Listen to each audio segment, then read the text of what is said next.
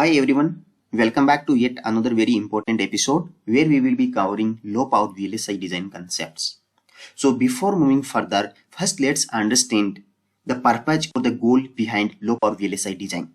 So during the PC design era, the main challenge in front of VLSI industry was to optimize the VLSI devices for higher speed, to realize the computationally intensive real-time functions such as video compressing, graphics, gaming, etc. But as soon as we approached to the portable device era, where the portable devices like smartphones and tablet computers need to fetch all these high computational functions without operating at very much power, so that the battery life of the portable devices can be increased. So in the portable device era, the challenge in front of VLSI industry was nothing but to design the VLSI devices which can operate at very less power, or the battery life of the portable devices can be increased.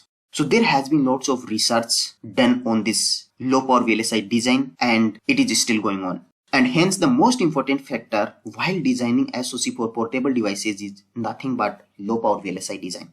Now let's understand, if the VLSI device or the chip is not optimized for power, what could be the concerns? So the concerns will include the packaging and cooling cost.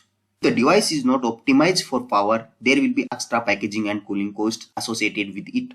And also it will have the digital noise. With more power dissipation, there will be higher digital noise. And of course, the battery life. If the device is not optimized for power, the battery life is going to be less, and that is a very, very important concern for portable devices. And the next is environmental concerns. If a device dissipates more power, the power dissipation from a device always happens in form of heat, and it will be directly proportional to the environmental concerns.